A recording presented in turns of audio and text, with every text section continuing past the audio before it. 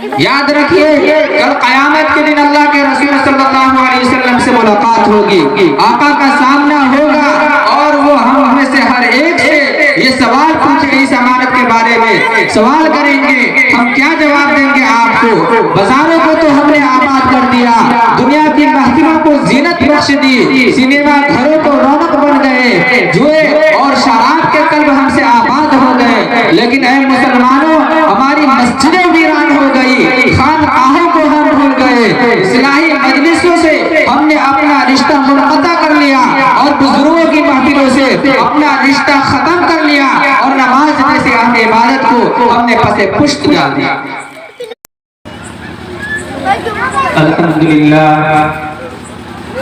الحمدللہ نحمده ونستعینه ونستغفره ونؤمن به ونتوکل علیہ ونعوذ باللہ من شرور انفسنا ومن سیئات اعمالنا من يهده الله فلا مضل له ومن يضلل فلا هادي له ونشهد ان لا اله الا الله وحده لا شريك له ونشهد ان سيدنا ومولانا محمدا عبده ورسوله اما بعد فقد قال الله تبارك وتعالى في القرآن المجيد والفرقان الحميد أعوذ بالله من الشيطان الرجيم بسم الله الرحمن الرحيم قد أفلح المؤمنون الذين هم في صلاتهم خاشعون وقال أيضا إن الصلاة تنهى عن الفحشاء والمنكر وقال النبي صلى الله عليه وسلم الصلاة عماد الدين فمن أقامها أقام الدين ومن هدمها هدم الدين۔ معزز علماء کرام، مشورہ اعزام، محترم سامعین کرام اور پس پردہ بیٹھی ہوئی اسلامی ماں اور بہنوں، آج کو اصل بیان حضرت الحاج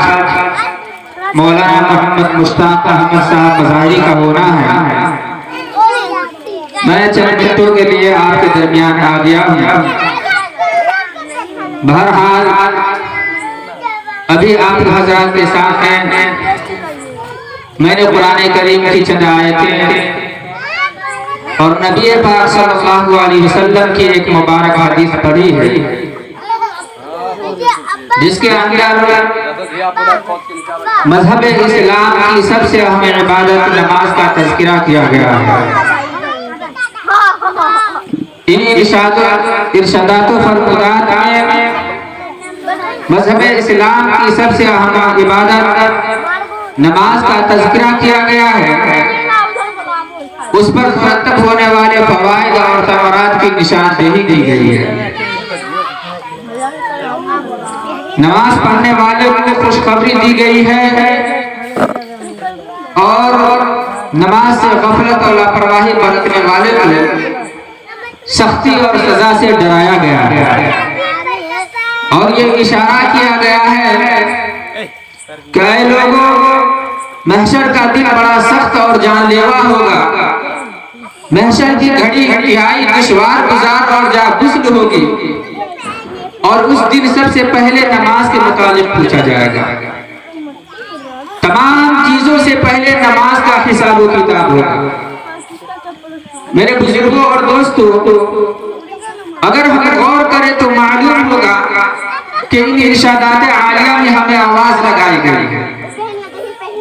ہمارے قلوب پر دستک دی گئی ہے، اور ہم سے یہ مطالبہ کیا گیا ہے کہ ہم اور آپ اپنے مقصد تخلیق کو سمجھیں۔ اللہ تبارک و تعالی نے ہمیں اس دنیا میں کیوں بھیجا ہے، ہمارے اوپر کیا کیا فرائض ہیں، کیا کیا واجبات ہیں، ہمیں کرنا کیا چاہیے، ہم کیا کر رہے ہیں۔ میرے بزرگوں اور دوستوں، جس طرح ہر دھرم کا ایک لیبل ہوا کرتا ہے، ہر مذہب کا ایک خاص شعار ہوتا ہے، ہر دھرم امتیاز ہوتا ہے، ٹھیک اسی طرح سے اسلام کا بھی ایک امتیاز ہے۔ اہل محمد، اہل اسلام کا بھی ایک منفرد پہچان ہے، دین محمدی کی بھی ایک پورا امتیاز ہے۔ چنانچہ آقا مدنی سرکار عالم صلی اللہ علیہ وسلم نے ارشاد فرمایا لِكُلِّ شَيْءٍ عَلَمٌ وَعَلَمُ الْإِيمَانِ الصَّلَاةُ، کہ ہر چیز کی ایک علامت اور نشان ہوا کرتی ہے، اور اہل ایمان کی علامت نماز ہے۔ ایمان کی پہچان اور شناخت نماز سے ہوتی ہے۔ اس لیے میرے بزرگوں اور دوستوں، آئیے سب سے پہلے ہم نماز کی اہمیت کو سمجھیں، نماز کی افادیت پر توجہ دیں اور اندازہ لگائیں کہ نماز کتنی اہم ہے۔ نماز کی اہمیت اور اس کی فضیلت سمجھنے کے لیے اتنا ہی کافی ہے کہ نماز کے علاوہ جتنی بھی عبادتیں فرض ہوئی، جن احکامات شرعیہ کو مسلمانوں کو مکلف بنایا گیا، وہ تمام کے تمام اسی دنیا میں فرض کیے گئے اور جبرائیل امین کے واسطے سے فرض کیے گئے۔ روزے کا حکم دنیا میں نازل ہوا، وجوب زکوٰۃ کا حکم دنیا میں نازل ہوا، حج کی فرضیت کا حکم دنیا میں نازل ہوا، اور ان تمام میں جبرائیل علیہ السلام کا واسطہ۔ لیکن قربان جائیے نماز کی عظمت اور برتری پر اندازہ لگائیے کہ نماز کتنی اہم عبادت ہے۔ اللہ کے رسول اللہ تبارک و تعالیٰ نے اپنے پیارے حبیب صلی اللہ علیہ وسلم کو دربار شاہی میں بلا کر بغیر کسی واسطے کے اس اہم ترین عبادت کا حکم فرمایا۔ اور واقعہ یہ ہوا کہ جب آپ صلی اللہ علیہ وسلم تبلیغ دین کے لیے طائف کا سفر کیا اور وہاں کے مکینوں کو خدائے واحد کا پیغام سنایا، تو وہاں کے شرپسندوں نے آپ کی بات ماننے کے بجائے آپ کو گالیاں دینی شروع کی۔ قبول حق کے بجائے آپ صلی اللہ علیہ وسلم پر پتھروں کی بارش شروع کر دی اور آپ کو لہو لہان کر کے وہاں سے واپس لوٹنے پر مجبور کر دیا۔ بہرحال حضور اکرم صلی اللہ علیہ وسلم کو اس سفر کی ناکامی کا بڑا قلق ہوا، بڑا ملال ہوا، اور اسی قلق اور ملال کو دور کرنے کے لیے اللہ تبارک و تعالیٰ نے آپ کو معراج پر بلا دیا۔ معراج کا واقعہ بڑا طویل ہے، مختصر یہ ہے کہ اللہ تبارک و تعالیٰ نے حضور اکرم صلی اللہ علیہ وسلم کی واپسی پر 3 تحفے عطا کیے۔ پہلا تحفہ امت محمدیہ پر دن و رات میں 50 وقت کی نمازیں فرض کی گئی، اور دوسرا تحفہ شرک کے علاوہ تمام گناہوں کی بخشش کا پروانہ ملا، اور تیسرا تحفہ سورہ بقرہ کے آخری رکوع دیا گیا۔ راستے میں حضرت موسیٰ علیہ السلام سے ملاقات ہوئی، ان کے اصرار پر اللہ کے رسول صلی اللہ علیہ وسلم دربار خداوندی میں کئی مرتبہ تشریف لے گئے اور نمازوں میں تخفیف کراتے یہاں تک کہ 5 وقت کی نمازیں رکھ دی۔ لیکن میرے بزرگوں اور دوستوں، اللہ کا فضل و کرم دیکھیے کہ ان 5 نمازوں کا ثواب 50 نمازوں کے برابر قرار دے دیا گیا ہے۔ یہ نمازیں عدد میں تو 5 ہیں، مگر اس کا ثواب 50 نمازوں کے برابر ملے گا۔ بہرحال معلوم ہوا کہ یہ وہ تحفہ ہے جو اللہ نے اپنے پیارے حبیب صلی اللہ علیہ وسلم کو دیا۔ یہ وہ عطیہ ہے جو ایک حبیب نے اپنے محبوب کو دیا۔ میرے بزرگوں اور دوستوں، آج ہم بھی رسول اکرم صلی اللہ علیہ وسلم کی الفت کا دم بھرتے ہیں، آقا سے محبت کا نعرہ لگاتے ہیں،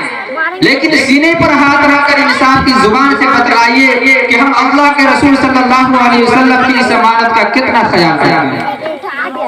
آقا کے اس تحفے کا کتنا پاس رکھتے ہیں۔ یاد رکھیے کل قیامت کے دن اللہ کے رسول صلی اللہ علیہ وسلم سے ملاقات ہوگی، آقا کا سامنا ہوگا، اور وہ ہم میں سے ہر ایک سے یہ سوال پوچھیں، اس امانت کے بارے میں سوال کریں گے، ہم کیا جواب دیں گے آپ کو؟ بازاروں کو تو ہم نے آباد کر دیا، دنیا کی محفلوں کو زینت بخش دی، سنیما گھروں کو رونق بن گئے، جوئے اور شراب کے قلب ہم سے آباد ہو گئے، لیکن اے مسلمانوں، ہماری مسجدیں ویران ہو گئی، خانقاہوں کو ہم بھول گئے، اصلاحی مجلسوں سے ہم نے اپنا رشتہ منقطع کر لیا اور بزرگوں کی محفلوں سے اپنا رشتہ ختم کر لیا اور نماز جیسے اہم عبادت کو ہم نے پس پشت ڈال دیا۔ حالانکہ قرآن کریم نے بار بار ہمیں بیدار کیا ہے،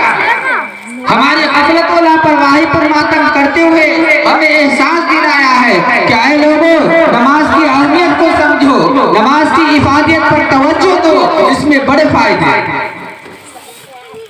چنانچہ قرآن سے پوچھئے، قرآن بتلائے گا اِنَّ الصَّلَاةَ تَنْهَىٰ عَنِ الْفَحْشَاءِ وَالْمُنکَرِ کہ نماز برائیوں سے روک دیتی ہے، لغویات اور منکرات سے بچا لیتی ہے۔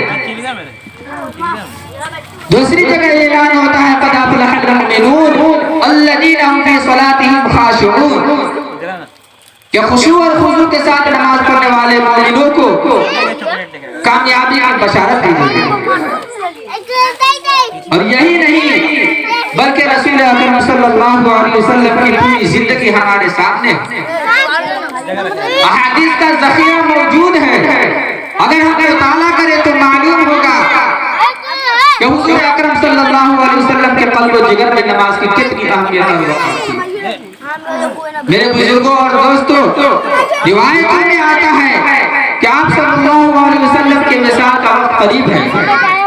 آپ اس دنیا سے تشریف لے جانے والے ہیں اور اس حالت میں بھی نماز کی تاکید فرما رہے ہیں، نماز کے اہتمام کی تلقین کر رہے ہیں۔